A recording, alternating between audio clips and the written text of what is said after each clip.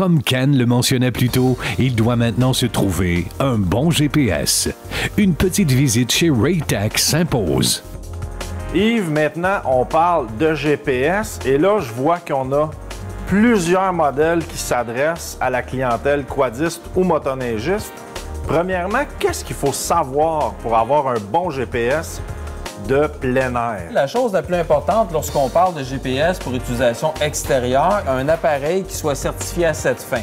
C'est-à-dire qui va résister aux intempéries, à la neige, à la pluie, à la vibration et qui va permettre une lecture au soleil. Comment on démystifie un peu la gamme?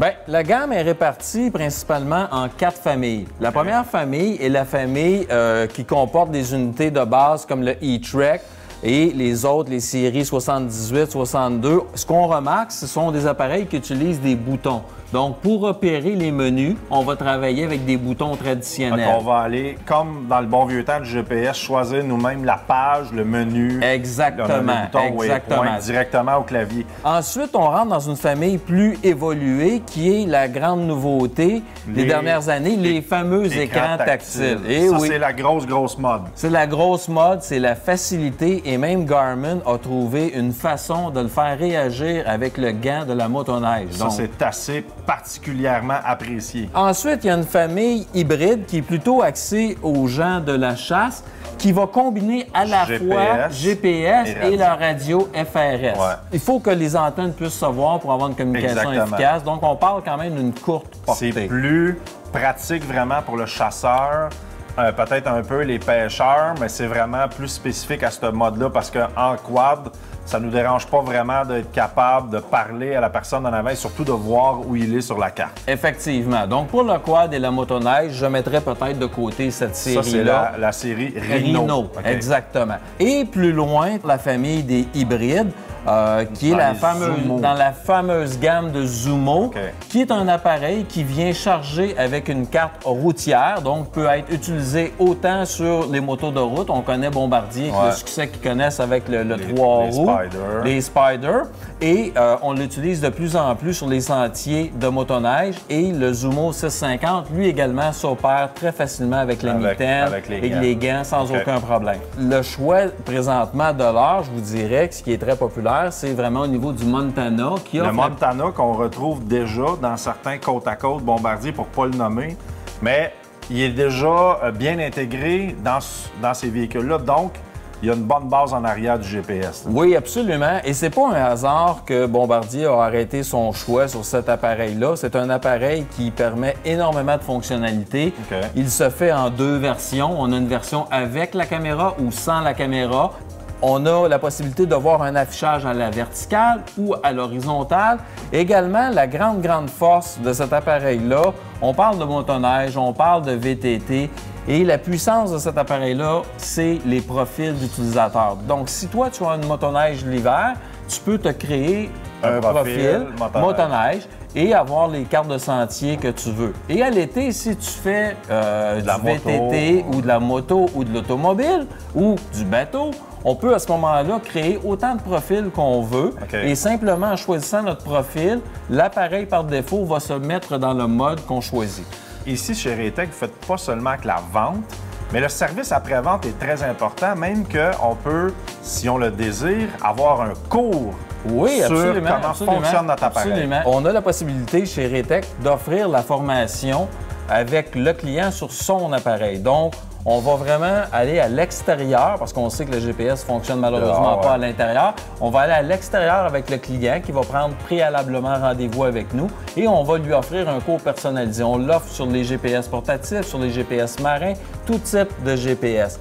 Yves, je te remercie. Ça nous a permis de démystifier et de trouver le bon GPS pour l'usage qu'on en fait vraiment.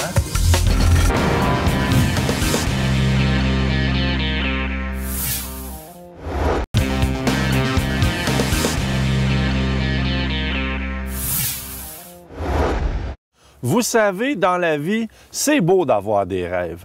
Certains sont peut-être réalisables et d'autres le seront jamais. Dans les prochaines minutes, on vous présente une vidéo d'un couple des États-Unis qui rêvait depuis plusieurs années de faire une visite de l'Islande en quad. Et laissez-moi vous dire que c'est vraiment à faire rêver.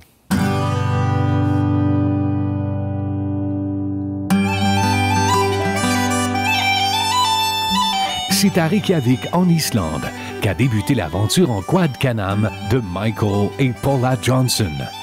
De leur propre aveu, ils se sont vite rendus compte qu'on ne peut comparer l'endroit à nul autre sur la planète. Tout en respirant le charme de la vieille Europe, on peut également voir la modernité de cette étonnante ville aux gens accueillants. Et que dire des nombreux sites à visiter? Quand les Johnson se sont mariés, lors de leur va-et-vient entre le nord du Minnesota et Minneapolis, ils croisaient des quads en randonnée assez régulièrement, jusqu'au moment où ils décidèrent d'arrêter chez un concessionnaire Can-Am. Après un essai de quelques minutes seulement en circuit fermé, le sort en était jeté et ils firent l'acquisition d'un quad. Depuis, le quad fait partie intégrante de leur vie. Leur première journée de randonnée en Islande s'annonce excitante. 11-12 heures de randonnée au guidon de leur Can-Am. Volcans, plages, sentiers, ça va être épique.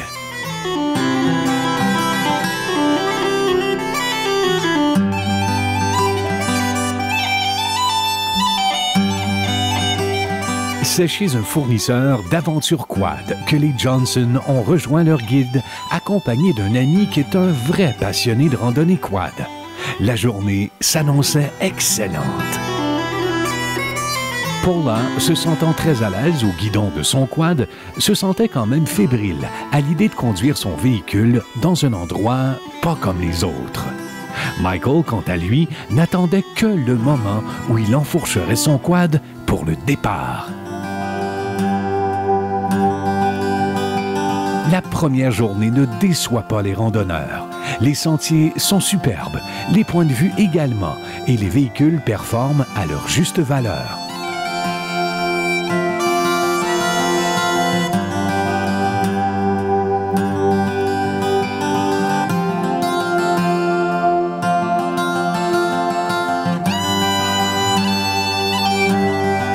À un certain point, le groupe a dû monter une montagne assez abrupte, ce qui a donné un coup d'adrénaline au pilote en regardant en bas.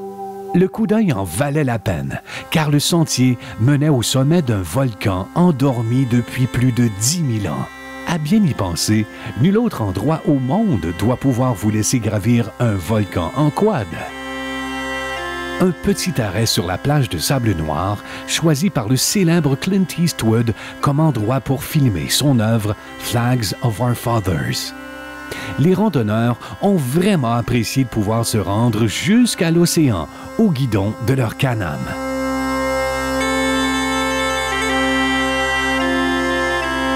L'ami accompagnateur du groupe mentionnait à nos amis Michael et Paula Johnson qu'il utilise son quad pour aller travailler chaque jour. Pour lui, les 22 km aller-retour à son travail sont le moment parfait pour renouer avec la nature. Sa philosophie, comment profiter pleinement de la nature à moins d'être à l'extérieur? Une situation qui n'arrive pas lorsqu'on prend une voiture. Paula ne pouvait retenir son admiration pour les paysages grandioses qui s'étendaient devant elle et son mari. Le groupe a ensuite décidé de se diriger vers le cœur de l'île et c'est vraiment là que les sentiers sont devenus encore plus beaux à travers montagnes et frôlant les lacs. Des vues à couper le souffle. Quelle belle façon de terminer la première journée. La deuxième journée a débuté juste à la limite de Reykjavik, d'où les quadistes pouvaient observer toute la ville en entier. Avec près de 200 km au compteur pour la première journée, la deuxième s'annonçait semblable côté kilométrage. Après avoir bien profité de ce point de vue remarquable de la ville, il était temps de prendre le départ. Les quadistes ont traversé, entre autres, un des nombreux parcs nationaux de l'Islande. Celui-ci, particulièrement, abrite un lac duquel on vante la clarté de l'eau. De ce point d'observation, la randonnée les a alors menés au sommet de la montagne avoisinante.